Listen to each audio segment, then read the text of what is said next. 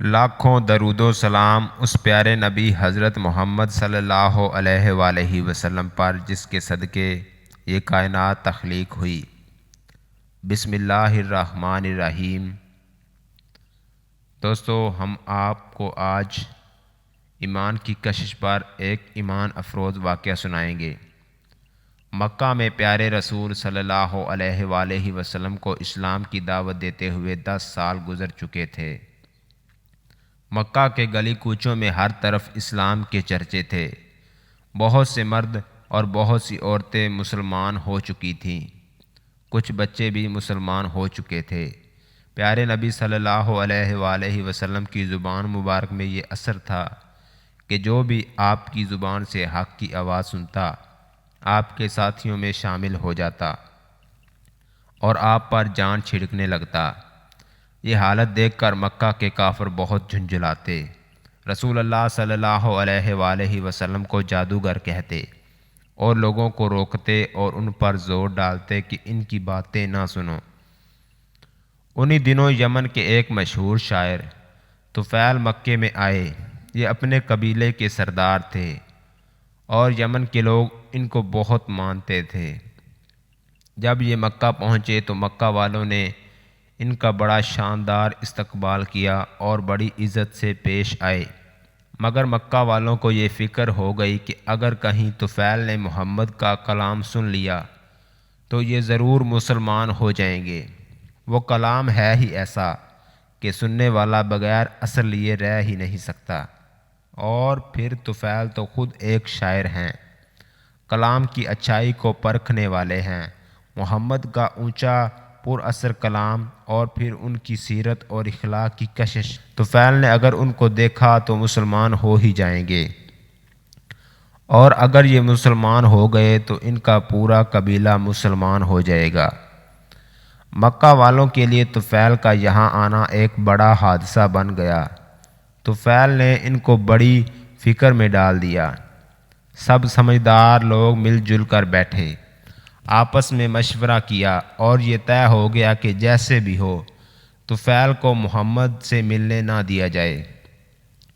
کچھ لوگ طفیل کے پاس پہنچے اور بڑی رازداری اور خیر خواہی کے انداز میں طفیل سے کہا، آپ نے ضرور ذکر سنا ہوگا، ہمارے یہاں ایک صاحب ہیں، وہ کچھ دنوں سے اپنے آپ کو نبی کہنے لگے ہیں، بڑے زبردست جادوگر ہیں، ان کی باتوں میں بلا کا اثر ہے، ان کی باتیں سننے والا ان کے جادو سے ہرگز نہیں بچتا، جو بھی ایک بار ان کی باتیں سن لیتا ہے بس انہی کا ہو کر رہ جاتا ہے۔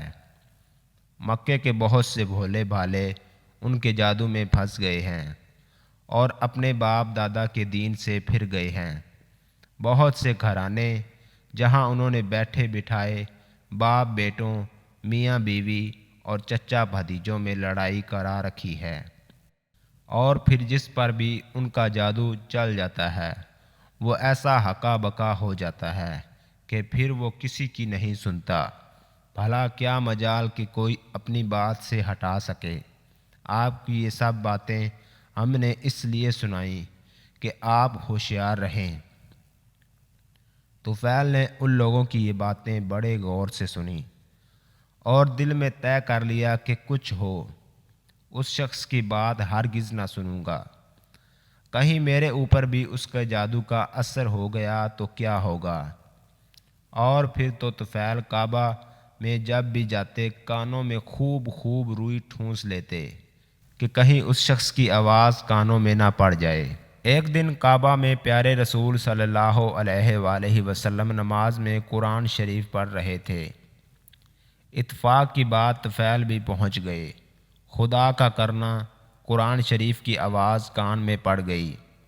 انہیں یہ آواز بہت بھلی لگی۔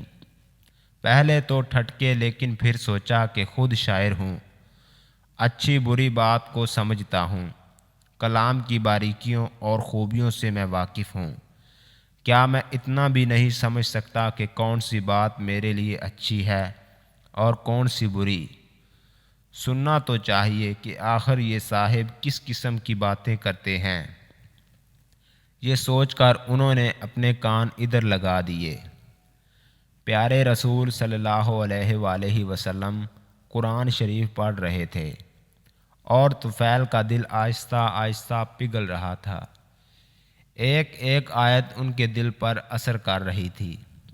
رسول اللہ صلی اللہ علیہ وآلہ وسلم نے نماز ختم کی اور گھر جانے لگے۔ طفیل بھی پیچھے پیچھے ہو لیے۔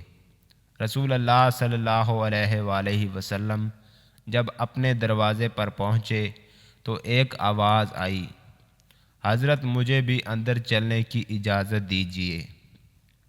پیارے نبی نے مڑ کر دیکھا کہ یمن کے معزز سردار طفیل آپ سے اندر چلنے کی اجازت مانگ رہے ہیں۔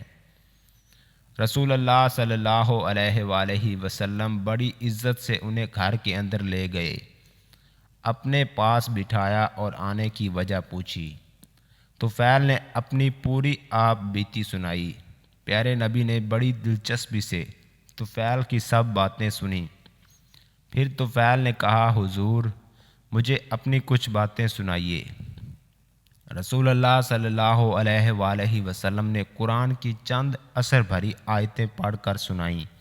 طفیل بڑے غور سے قرآن کی آیتیں سن رہے تھے اور انہیں ایسا معلوم ہو رہا تھا کہ دل کی سیاہی دھل رہی ہے، غفلت کے پردے اٹھ رہے ہیں اور حقیقت کا جمال ان کی آنکھوں کو روشن کر رہا ہے۔ جب پیارے رسول صلی اللہ علیہ وآلہ وسلم تلاوت فرما چکے تو طفیل نے کہنا شروع کیا، اس خدا کی قسم جس نے مجھے پیدا کیا، میں نے عرب کا ایک سے ایک اچھا کلام سنا ہے، مگر آج تک ایسا اونچا مؤثر اور پاکیزہ کلام کبھی نہیں سنا۔ یہ کلام تو سراسر ہدایت ہے، سراسر نور ہے، سراسر انصاف ہے۔ اس سے منہ موڑنا ہدایت سے منہ موڑنا ہے۔ خدا کی قسم یہ کسی انسان کا کلام نہیں، یہ انسانوں کے پیدا کرنے والے خدا کا کلام ہے۔ طفیل کہے جا رہے تھے اور رسول صلی اللہ علیہ وآلہ وسلم کا دل ان کی ہدایت پر باغ باغ ہو رہا تھا۔ پھر آپ نے طفیل کو اسلام کا کلمہ پڑھایا اور ایمان کے نور سے ان کے سینے کو جگمگا دیا۔ یمن کا یہ معزز مہمان اب ایمان کی عزت پا چکا تھا۔ مکہ میں داخلے کے وقت صرف دنیا کی عزت حاصل تھی، اب اسے دین کی عزت بھی حاصل ہو گئی۔ جب طفیل نے یمن کو واپسی کا ارادہ کیا تو پیارے رسول سے عرض کیا، حضور میرا سینہ تو نور ایمان سے جگمگا اٹھا، لیکن میرا قبیلہ اور گھر کے لوگ تو کفر کے اندھیرے میں پھنسے ہوئے ہیں۔ یا رسول اللہ دعا فرمائیے کہ اللہ تعالیٰ انہیں بھی ایمان کی دولت بخشے۔ پیارے رسول نے دونوں ہاتھ دعا کے لیے اٹھائے، اے اللہ تو طفیل کو اسلام کا نشان بنا دے کہ اس سے لوگ اسلام کی راہ پائیں۔ طفیل ایمان کی تڑپ لیے گھر پہنچے، بوڑھے والد سے ملاقات ہوئی۔ طفیل بولے، ابا میں کفر کے اندھیروں سے ایمان کی روشنی میں آ گیا ہوں۔ ابا اب میرا آپ کا کوئی رشتہ نہیں، میں مکہ کے سچے رسول پر ایمان لے آیا ہوں۔ اب میرا رشتہ صرف اسی شخص سے ہے جو اس رسول کا کلمہ پڑھے اور اسلام کو اپنا دین مانے۔ طفیل کی یہ دل سے نکلی ہوئی باتیں سن کر والد سوچ میں پڑ گئے۔ اچھا، ایمان میں یہ قوت ہے کہ اس سے باپ بیٹے کا رشتہ بھی ختم ہو سکتا ہے۔ کیا ایمان کا رشتہ باپ بیٹے کے رشتے سے بھی زیادہ ہے؟ طفیل کے باپ عمرو دوسی نے سوچا اور اپنے بیٹے سے کہا، طفیل لاؤ ہمیں بھی سناؤ اس رسول کی باتیں۔ طفیل نے سمجھا کر باپ کو اسلام کا پیغام سنایا۔ حق کی کشش نے کام کیا اور بوڑھے باپ نے بیٹے سے کہا، طفیل بیٹے تم میرے بیٹے ہو اور میں تمہارا باپ ہوں۔ میں بھی اس نبی پر ایمان لاتا ہوں جس پر تم ایمان لائے ہو۔ طفیل کی آنکھیں خوشی سے بہہ پڑیں اور بولے، ابا جان چلیے غسل فرما لیجئے اور اسلام کا کلمہ پڑھ کر اللہ کے پیارے بن جائیے۔ عمرو دوسی نے غسل کیا، کلمہ شہادت پڑھا اور اسلام کی دعوت سے مالا مال ہو گئے۔ باپ کے بعد محبت کرنے والی بیوی سے ملاقات ہوئی۔ بیوی کو دیکھ کر طفیل کی آنکھوں میں محبت کے آنسو آ گئے، مگر وہ فوراً ہی سنبھلے اور بیوی سے کہا، پیاری بیوی، اب ہمارا تمہارا کیا رشتہ؟ میں تو مکہ والے نبی پر ایمان لا چکا ہوں اور تم ایمان کی روشنی سے محروم ہو۔ میں اسلام کی روشنی میں چل رہا ہوں اور تم کفر کے اندھیروں میں بھٹک رہی ہو۔ ایمان اور کفر کا کیا ساتھ؟ میرا رشتہ تو صرف ان لوگوں سے ہے جو اس خدا کی بندگی کریں جس کا کوئی شریک نہیں، اور اس رسول پر ایمان لائیں جسے خدا نے ہماری ہدایت کے لیے بھیجا ہے۔ طفیل کی اثر بھری باتیں سن کر بیوی کے دل کے دروازے بھی کھل گئے۔ حق کی کشش نے اسے بھی کھینچ لیا اور وہ کہنے لگی، پیارے شوہر، آپ میرے شوہر ہی ہیں اور میں رہتی زندگی تک آپ کی رفاقت ہی میں رہوں گی۔